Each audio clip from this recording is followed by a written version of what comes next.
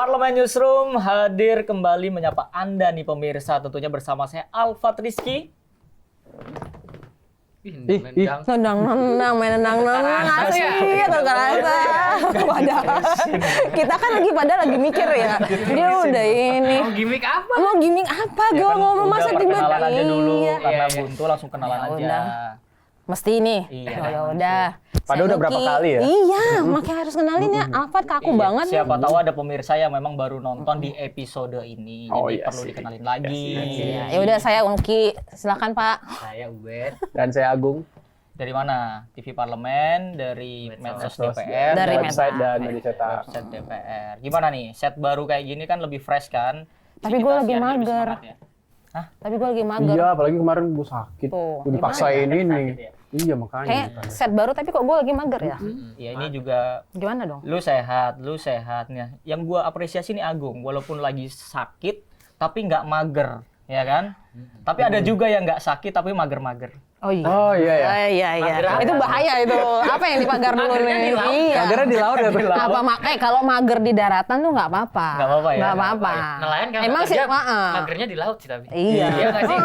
Nah, makanya Nah, lu kita- maksudnya mager apa? Ya itu mager laut. Oh, mager Jangan laut. mancing ke tepi jurang terus dong. Kita main aman dulu. Episode ini kenapa sih? Ya kan? Pat, nggak ada yang aman. Iya sih. Nanti orang jadi nggak tertarik. Kita perlu ada sedikit inilah. Ya toh juga Bumbu lah ya. Bumbu-bumbunya dikit. Yang penting informasi jangan. ini juga udah banyak lah ya Iya, di luar benar. sana. Karena memang adanya pagar laut itu kan memang membuat susah nelayan ya, yang akhirnya mereka tuh harus muter untuk Makin jauh makin jauh jaraknya. muternya. Karena memang saat ini memang banyak yang lagi susah nih. Yang lagi susah nggak cuman MU. Ya kayak gitu. Sebagai fans MU nih langsung. Gue sebagai fans Ya, saya- langsung declare loh. Iya. Iya kan ada susah nelayan tadi karena pagar Iya. laut dan juga ada susah nyari gas LPG. Kayaknya menarik untuk kita angkat di. Tapi bisa nyambung ke MU kenapa sih? Kayaknya ini ya. Ya udahlah MU tuh kan namanya jadi Susah fans. merangkak ini ya naik ya. Betul, Susah jadi merangkak fans naik MU itu ya. adalah sudah terlatih kesetiaannya. Begitupun dengan nelayan yang tadinya setia menunggu bagaimana pagar laut ini dibongkar, akhirnya berhasil dibongkar. Iya, Nah, benar. langsung aja nih kita bahas terkait dengan sengkarut pagar laut. Aduh, Sengkarut. berat nih sengkarut pada pagar laut. Siapa Tapi dulu emang nih? sengkarut ini kan udah mulai rame sebenarnya sejak awal tahun. Iya. Kita udah Iya. diberitain kan, kok tiba-tiba ada nih. Iya. Dan kalau dari DPR sendiri, statement dari Ketua DPR di Januari itu sudah mempertanyakan ini dan sudah mengimbau bahwa ya sebenarnya tidak ada bentuk-bentuk pemagaran seperti itu kan patut dipertanyakan ya. Soalnya laut itu kan bukan milik perseorangan, bukan wilayah privat. Harusnya nggak seperti itu. dimilikin orang ya, namanya Dikuasai oleh Iya. negara kan. Undang-undang Oke. dasar. Jadi statementnya Ketua DPR Dr. Honoris Kausa. Causa Puan Maharani ya. Iya.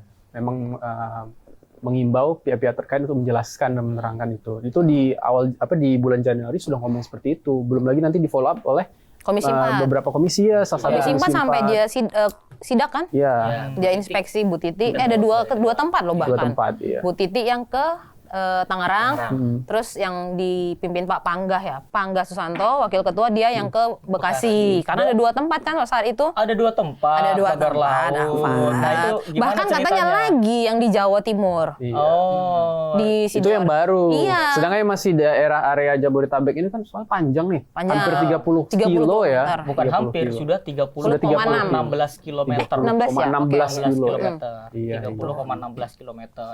Itu kan menjadi miris ya sebenarnya di tengah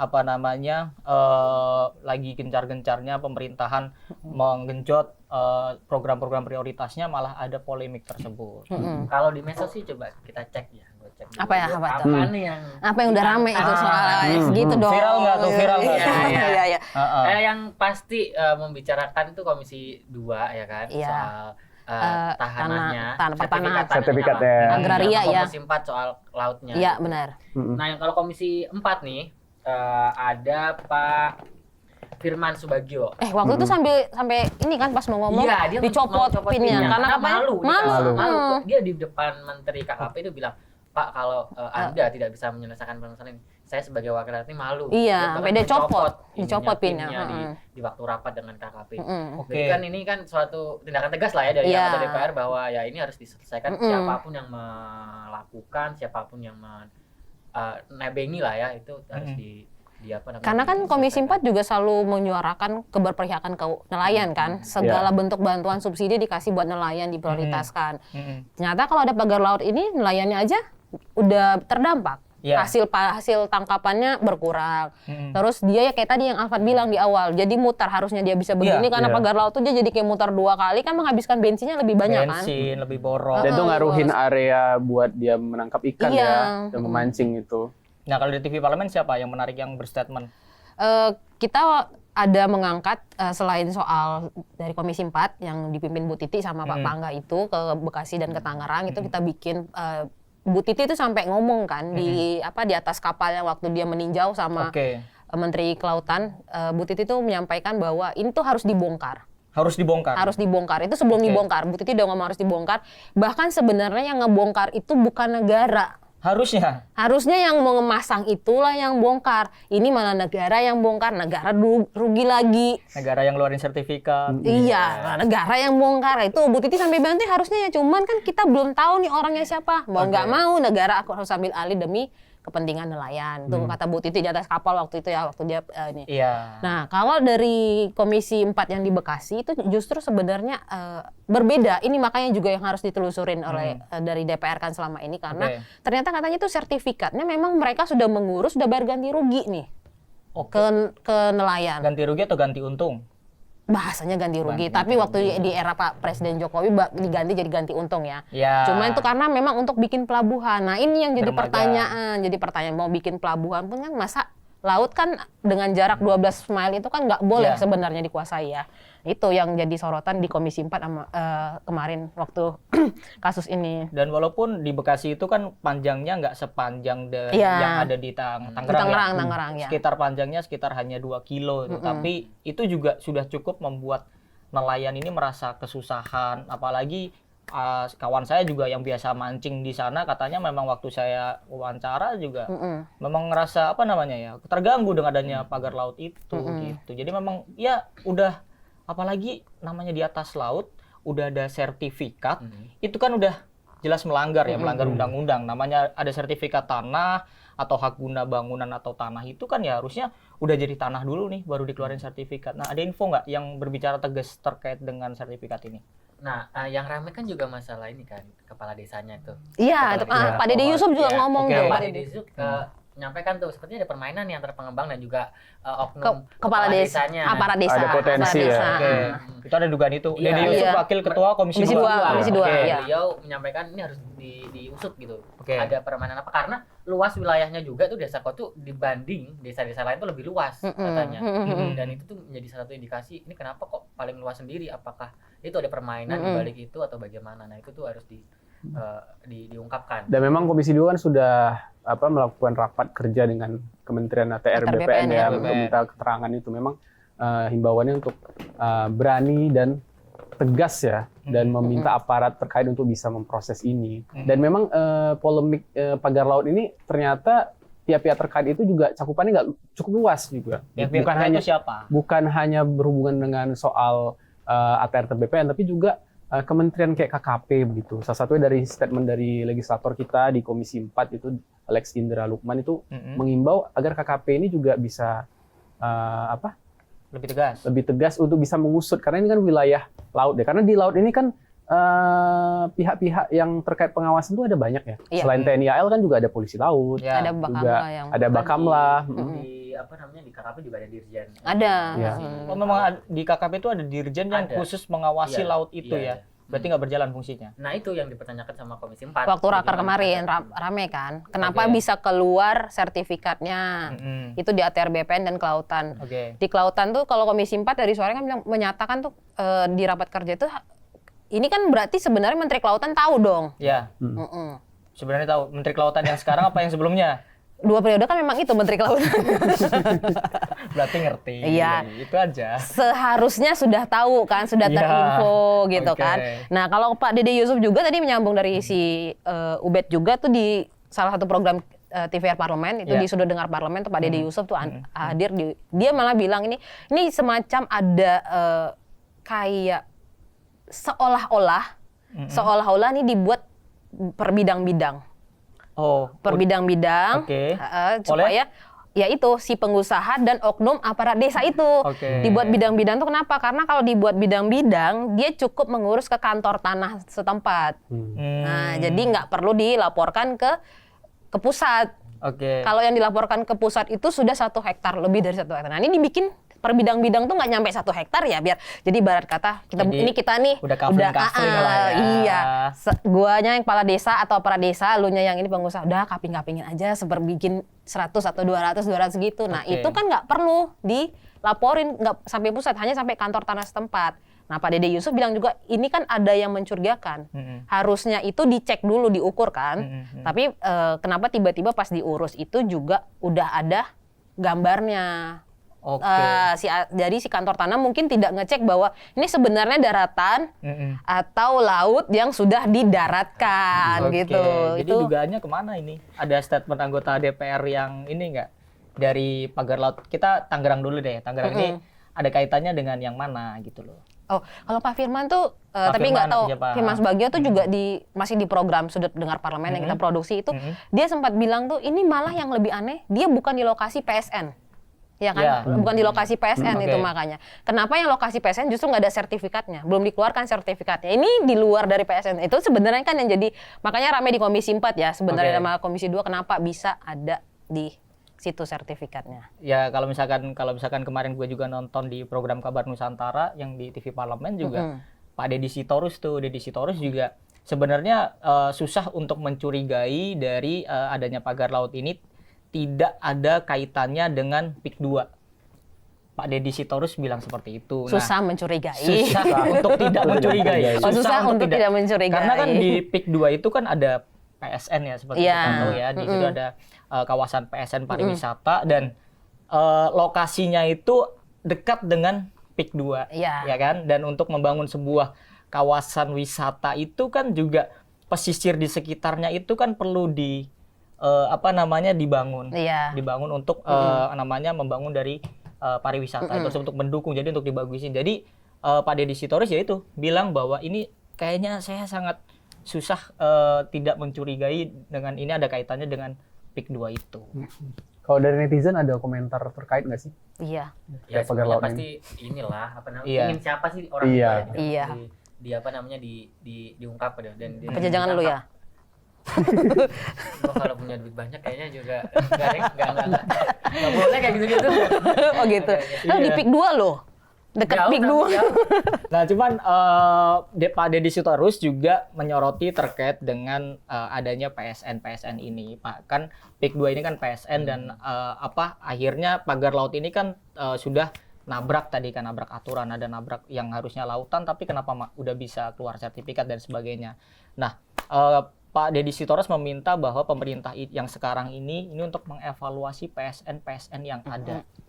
Itu perlu karena jangan sampai Pak Sitorus bilang ngopi-ngopi dapat PSN, kemudian bangun tidur dapat PSN. Enak dong ya. Iya, dikit-dikit dapat PSN. Ngopi-ngopi gitu dapat PSN. Enak banget gitu.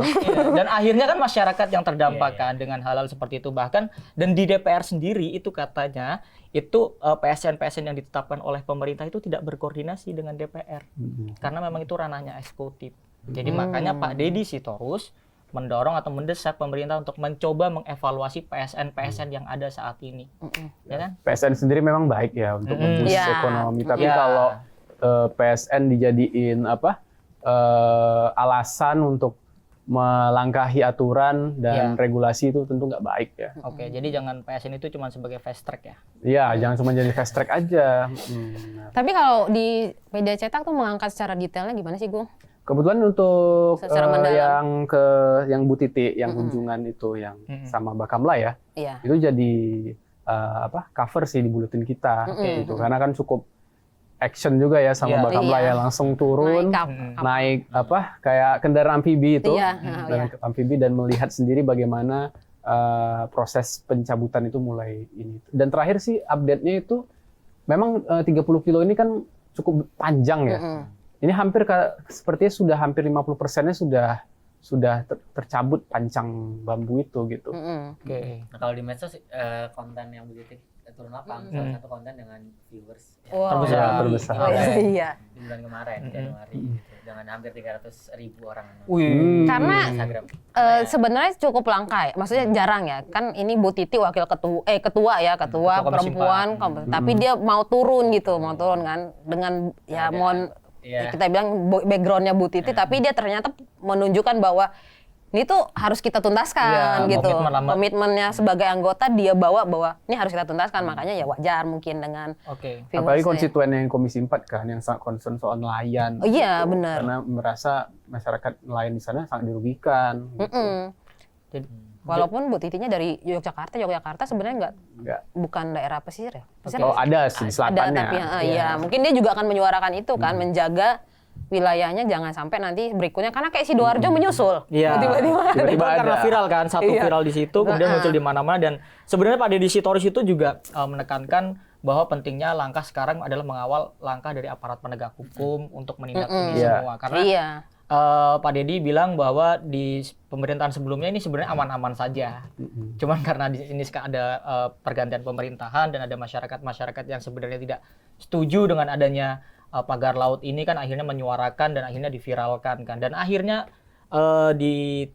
ditindak, sudah dicopot pagernya, dan Pak Deddy Sitorus hanya menekankan bagaimana langkah penegakan hukum saat ini yang perlu diambil, perlu dikawal oleh DPR RI. Iya, dan sampai saat ini juga kita masih belum jelas kan ini akhirnya siapa kan. Jadi itu tuh harus masyarakat harus terus menyuarakan nih.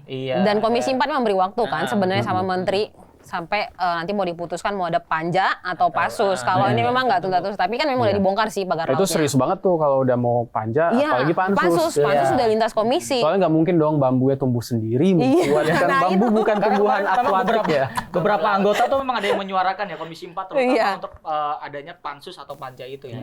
Ya semoga tidak ada efeknya juga kemarin Kementerian ATR itu kebakaran ya. Oh iya. Kebakaran. Sengaja juga dibakar. Tenang. Kebakaran itu. Iya, semoga tidak ada kaitannya. Cuman kembali lagi Pak Deddy Sitorus susah mencurigai tidak ada kaitannya. Tapi kalau menurut lu sendiri, Fat, apa? Udah dari yang lu ikutin pemberitaannya, dari kacamata lu nih sebenarnya, dari point of view lu. Muncul pagar laut tiba-tiba itu sesuatu yang gimana gitu belum? Iya, sebenarnya ya pagar laut ini ya kembali lagi apa? Kita kawal dari Pak Deddy, yang seperti disampaikan Pak Deddy Sitorus untuk penegakan hukumnya. Komitmennya dari penegak hukum ini bagaimana? Kalau penegak hukum ini berani tegas membuka kepada publik, berarti di situ penegakan hukum sudah masyarakat terdapat sudah mendapatkan kepastian hukum. Karena kan kita bernegara ini kan negara hukum. Yang diperlukan adalah kepastian hukum. Kalau lu, Bet, dari ini lu sendiri, pemikiran lu dengan pagar laut ini? Iya bagus sih sebenarnya. Ini apanya yang bagus? Bagus dulu ya. Maksudnya bagus artinya diungkap gitu. Iya. Makanya jangan sepotong-sepotong. Jangan sepenggal-sepenggal ngomong gitu. Maksud gua kalau didiemin aja, tiba-tiba udah jadi aja tuh bangunan. Kan itu untung masih bambu ya. Iya, benar. Belum gedung gitu yang tiba-tiba. Atau udah dipasang dengan batu-batu kan, beton-beton dipasangin. Itu kan malah lebih repot lagi. Iya. Jadi ya bagus lah, masyarakat sekarang tuh udah mulai aware, udah mulai pinter lah ya berpendapat dan juga menyampaikan aspirasi, dan semoga ini juga bisa menjadi bahan oleh anggota DPR untuk ya terus menyuarakan aspirasi masyarakat. Dan tentu yang digarisbawahi adalah DPR sangat responsif ketika viral atau bahkan udah tercium bahwa ini akan ada ini langsung responsif ya. Naik gua dong. Oh ya, gimana? Yang tadi mager, yang jadi katanya mager itu. Jadi pagar laut aja yang booming ya di awal tahun. Kalau bisa dibilang booming, meledak nih, ternyata nggak pagar laut doang yang meledak nih. Apalagi penyebabnya meledak. Apalagi Agung. Nggak ada lagunya tuh. Benyamin S. Jakarta kebanjiran. Di Bogor angin ngamuk. Terus rumah Andi kebakaran gara-gara kompor beda era loh. Beda era loh. Ternyata dia dengan nama yang klasik soalnya. Oh iya loh, seleranya. Ngomong-ngomong soal meledak, ini soal yang meleduk ini nih. Ini juga lagi gas ya. Jadi bukan oke gas. Bukan oke gas. Jadi pagar laut itu booming, meledak dalam artian viral. Setelah itu ada yang meledak lagi. Nah, kali ini beneran bisa meledak barang ini. Iya. Kalau pagar laut berarti tadi meledaknya karena viral. Kali ini yang meledak ini material yang berpotensi meledak gitu. Karena mengandung gas gitu. Ya emang kenapa gas? LPG. Nah, kenapa? Kenapa? Kesusahan. Wah, sebagai anak kontrakan ya sempet sih agak rada panik sih ya. Tapi alhamdulillah ternyata tuntas kan? Iya. Berkat juga inisiatif DPR yang mengawasi langsung gitu. Nah, nelfon presiden gimana? Langsung. Awalnya dulu gimana? Iya. Nah, awalnya gimana tuh, bawa barang gitu. Iya. Gimana, Beto? Ya, oke, gue jelasin lagi. Gimana sih, coba cerita dulu, ganti cerita, bagi cerita. Iya, awalnya gimana? Soal gas ini gimana sih? Masyarakat apa sama Sebenarnya LPG? saya tidak merasakan langsung ya, karena anak kos beli aja gitu kan, nggak masak langsung. Makanya beli gas dong biar tahu kayak Agung. Tiba-tiba teriak-teriak kan, ngantri. Ibu kosannya? Enggak sih, ibu di rumah. Rumah di rumah. Rumah di rumah. Teriak apa namanya? Gimana nih LPG kok tiba-tiba nggak ada di eceran? Ketahuan pakai subsidi. Subsidi. Gitu kan. Iya nih, ini salah satu yang subsidinya nggak tepat sasaran nih berarti. Gue dibully. Nggak boleh. Jangan gitu. Mulai besok beli yang ini. Parah, masa gue dibully. Tapi emang lebih gampang Jangan. gas melon Ulang itu. aja nah. Pakai pedagang. Ibu-ibu di sekitaran kosan. Kayaknya Lu lagi beli cilok, pedagang. Iya, ibu-ibu sekitar kosan. Ayo, ibu-ibu sekitar kosan. Kenapa? Ibu kosan. Jangan ibu lu subsidi dong. Ibu siapa ini? Ibu sebelah kosan. tapi emang iya nggak sih? Jangan Pokoknya ibu-ibu sekitar kosan.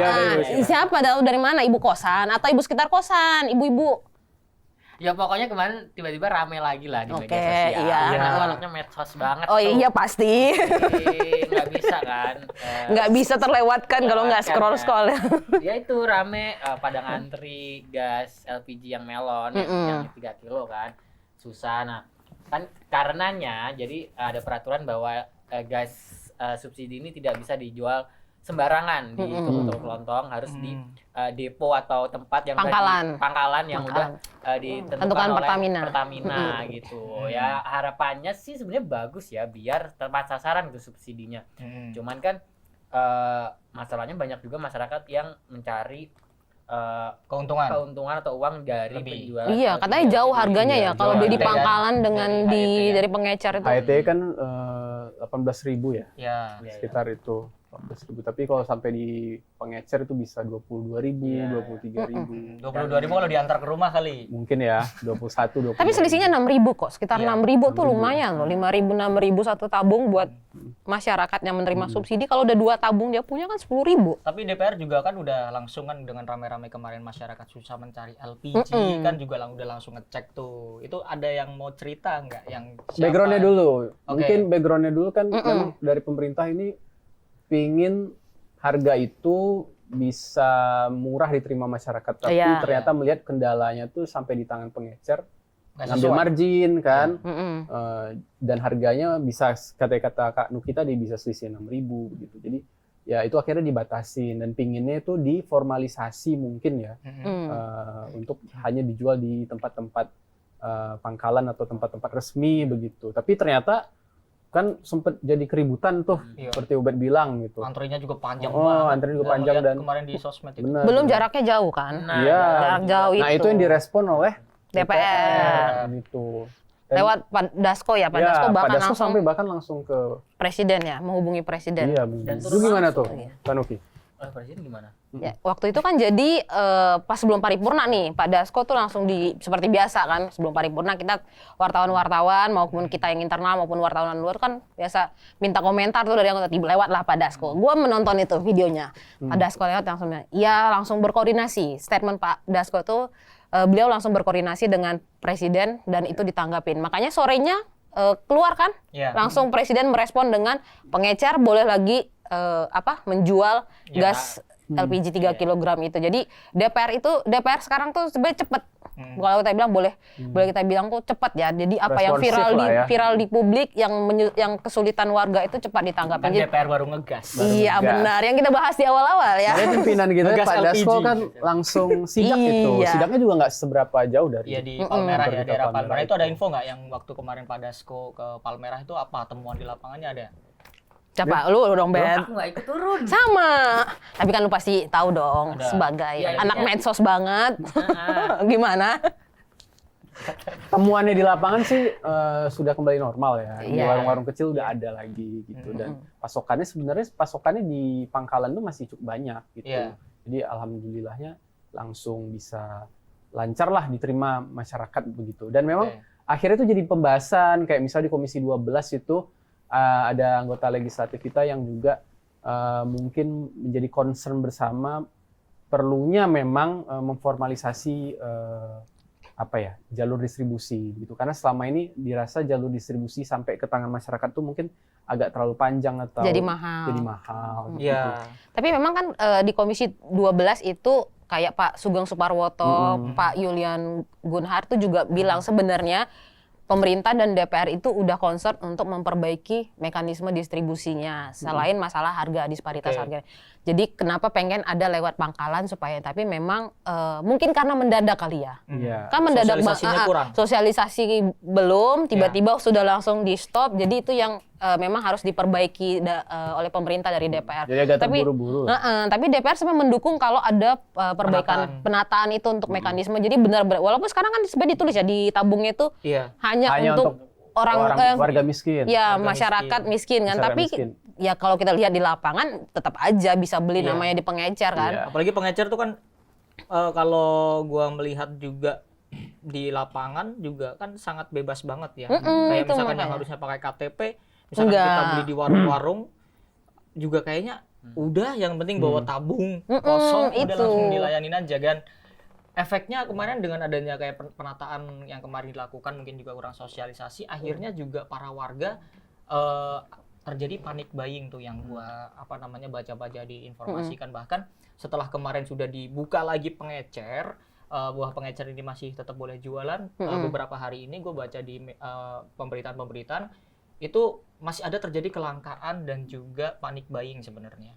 Jadi gas LPG ini contohnya yang ada di Jogja. Makanya ada nggak DPR RI yang berstatement supaya LPG ini tidak panic buying dan sebagainya. Nah ini bahkan di Komisi 12 baru aja sebenarnya konspek ya terkait sidak.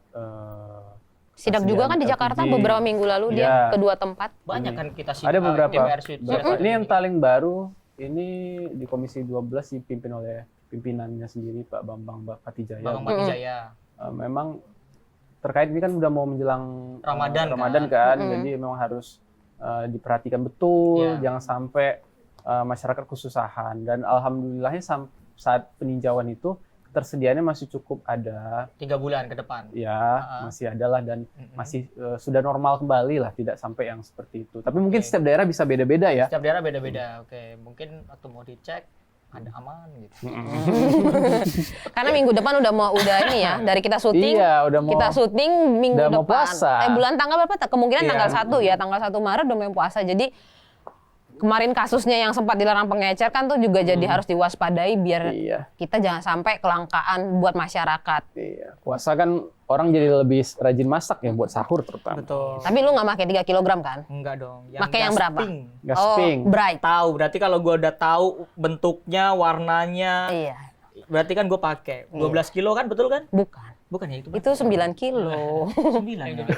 Yang 12 kilo yang biru. Blue gas. Nggak pernah beli. Tinggal WA doang, tinggal WA dikirim. Ya ini nih sama galonnya juga. Beda, tapi memang yang pink itu memang tidak subsidi ya. Jadi yang masyarakat mampu diimbau sebenarnya. Kenapa dulu dikeluarkan yang pink itu kan harganya di antara biru dengan yang 3 memang yang buat menengah kan. Cuman ya gitu, kebalik lagi kayak Alfa pengecer nggak perlu bawa KTP. Sementara kalau di Pangkalan kan bawa KTP, bawa KK, bahkan sempat diwacanakan yang lewat My Pertamina kan? Iya, yang sama kayak beli bensin. Iya, dan untuk mendaftar menjadi pangkalan LPG itu kan juga melalui aplikasi Pertamina itu kan MAP ya, kalau nggak salah namanya ya. Tapi sebenarnya kalau kita melihat dari adanya LPG ini sebenarnya niat pemerintah itu baik, ya kan, untuk menata subsidi, mungkin untuk menghindari kebocoran-kebocoran keuangan yang selama ini mungkin tidak tepat sasaran terutama dari subsidi energi khususnya di LPG ini kan. Cuman memang tadi ya Nuki yang ada anggota DPR juga berstatement sosialisasinya mungkin kurang ya kan. Kalau mendadak gini kan jadi berdampak pada kelangkaan masyarakatnya bahkan sampai kesusahan untuk ini dan terakhir itu karena hal-hal seperti ini bisa berdampak untuk inflasi bahkan kata Pak Muhammad Hatta itu kalau yang kayak gini kan bisa berpotensi untuk inflasi nantinya. Ya dan resiko terhadap mafia-mafia yang menimbun LPG ini kan juga perlu diantisipasi. Kalau terlalu ribet dalam birokrasinya. Nanti malah banyak yang main harga ya. Iya dan tapi kayaknya pembahasan cukup lah ya. Udah tambahin lagi? Iya. Masa sih? Oke, jadi kayaknya kasih tahu ke ibu-ibu sebelah kosan. Gasnya udah aman. Stoknya aman. DPR udah sidak gitu dong. Sosialisasiin DPR-nya sidak. Kalau misalkan susah lagi bisa lapor ke DPR. Iya, ada badan aspirasi masyarakat DPR. Iya, ada badan. Yang jelas kita di sini juga masih merasakan semangatnya ini DPR ini masih luar biasa mengawal isu-isu yang tentunya dekat dengan masyarakat, tentunya menjadi keresahan-keresahan masyarakat. DPR ini langsung responsif menanggapinya ya tadi gas langsung terjun Pak Dasko ya ke lapangan-lapangan Komisi 12 juga tinjauan dan juga terkait dengan pagar laut banyak komisi udah ke sana. Komisi 4 kemudian juga pimpinan DPR juga concern ya kalau tadi ketua DPR RI juga concern. Pak Dasko juga ada menyatakan dicabut HGB-nya. Betul. Iya, dan itu. Tentu berkoordinasi dengan mitra-mitranya. Semoga dipertahankan. Semoga terus kita senang nih kalau DPR-nya ngegas terus, kita ada bahan obrolan terus nih. DPR terus ngegas, newsroom selalu ada pembahasan. Iya, ada pembahasan. Programnya ada terus. Dan Ubed semakin sering lihat medsos memantau. Iya, kayaknya Ubed udah ngantuk. Dan pemirsa, itu tadi pembahasan terkait dengan dua isu yang tentunya menarik dan juga menjadi keresahan masyarakat. Anda dapat menyaksikan episode-episode selanjutnya dari Parlemen Newsroom. Sampai jumpa. Sampai jumpa.